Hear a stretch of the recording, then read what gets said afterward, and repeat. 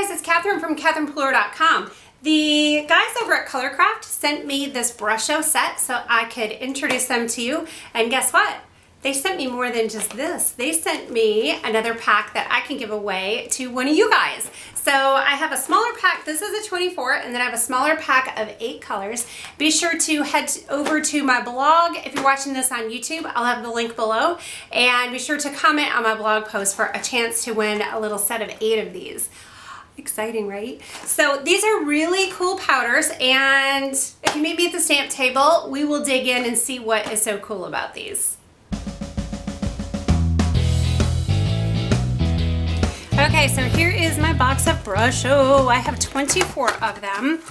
I was playing with them and just going by the color names, but however you say that, crimson pretty much means nothing to me, so I needed to make a little color chart. So let me show you how I did this.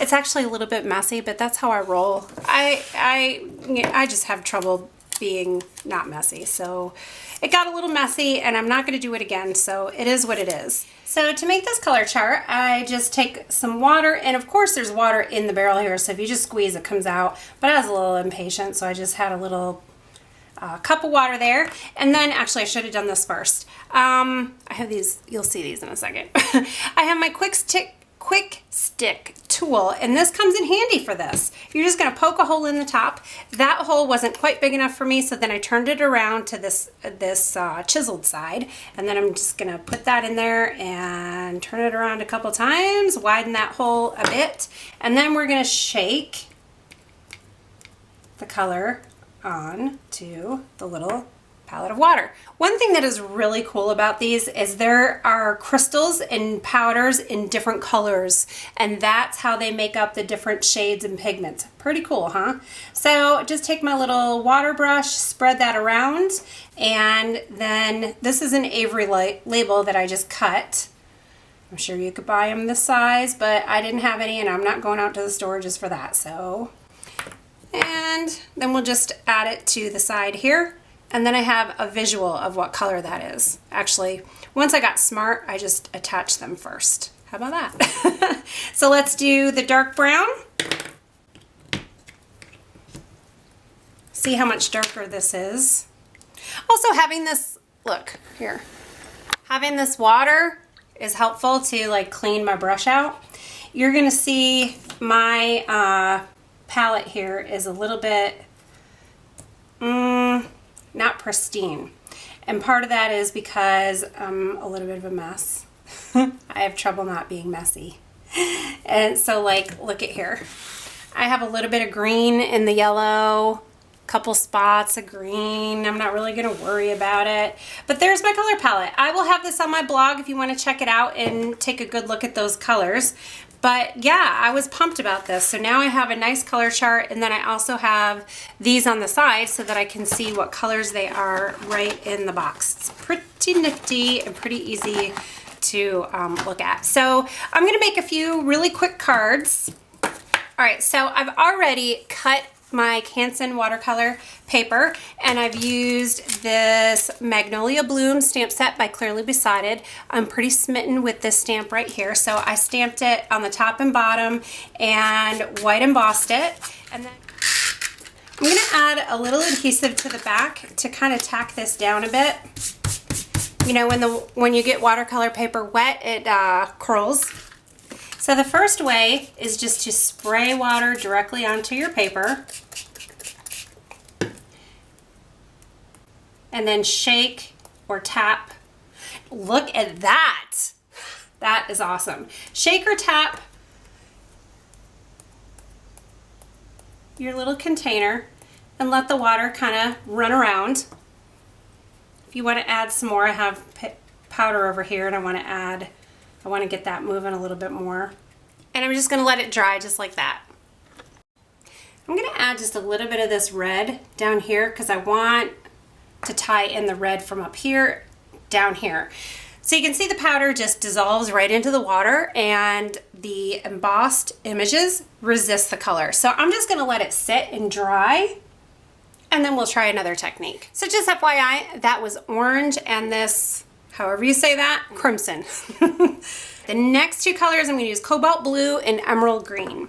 I'm going to shake the powder on first, and then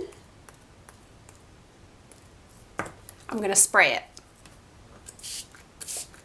So you can see how that color activates when the water hits it. So now I'm just going to let these colors move around and dry. That looks awesome, right? And actually I'm thinking on a technique like this, I kind of like this better because the color got more spread around all over the card and it's showing the embossed image a little better. And if you want to kind of tap it off and get some of the color off of the embossed spots, you sure can do that.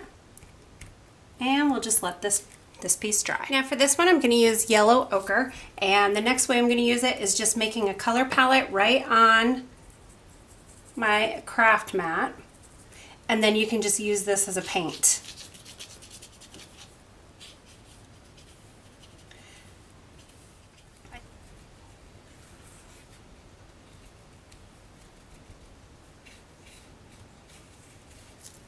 And then if it's not resisting enough, then you can kind of mop up that color.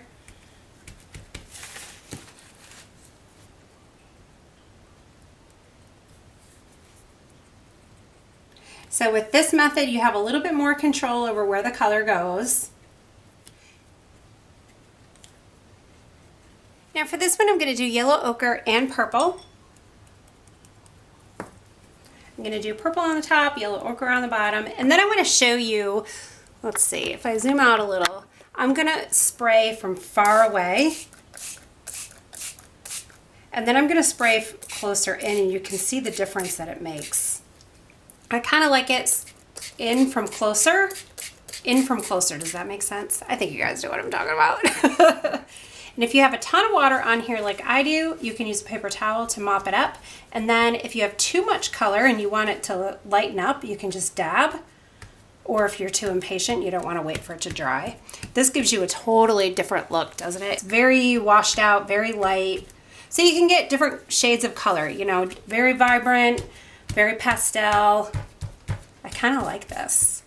I'm going to do this color combination again. This one is very vibrant, but I want a different look, so let's see. I'm going to do the powder first. Little orange, a little bit of this crimson, and then spray. I'll just let that dry. So now these are all dry, and if you don't like your results, you're not really stuck with them. You can play some more. So if you want to lighten it up, just add some more water and then dab, and you can lighten it up. You can also just add more color to it. Now this is the one that I put the water on first and then I did the color, and I don't love it. So I'm gonna add more water to it. Let that water mix around. I think that looks pretty fun. I want it lighter, so, well, I kind of liked it a little more before I mopped all that color up, I think. So anytime you add water to this, it's going to get that color moving. It's going to reactivate it. Just play with it and see what kind of results you get. Now it'd be really cool if it dried just like that. But sometimes, you know, as it's drying, the water moves, and sometimes you just can't control exactly how it's going to look when it's done. Now here's the one that I did with the paintbrush, and I don't love the harsh lines here, so I'm going to add water to it.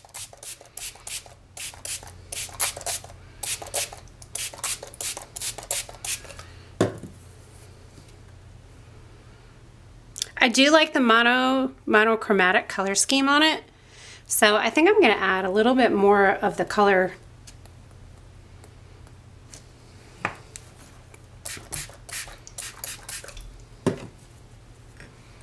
And then I'll just let it dry. So all of my beautiful watercolor pieces are dry, and it's the next day now. You can tell by my chipping nail polish that there's been some time lapse between before and what you're watching now. So I don't remember if I showed you that I sprayed this. I think I did, but anyway, I like it a lot better now. And then I just added a black matte between the pretty watercolored piece and the card front. And then I added some gold sequins and I thought that polished it off perfectly. So another design option would be bigger layers. Like this is a 1/8 inch layer. This one is 1/4 inch. So each layer is a 1/4 inch smaller than the card base, and then just a little bit of twine.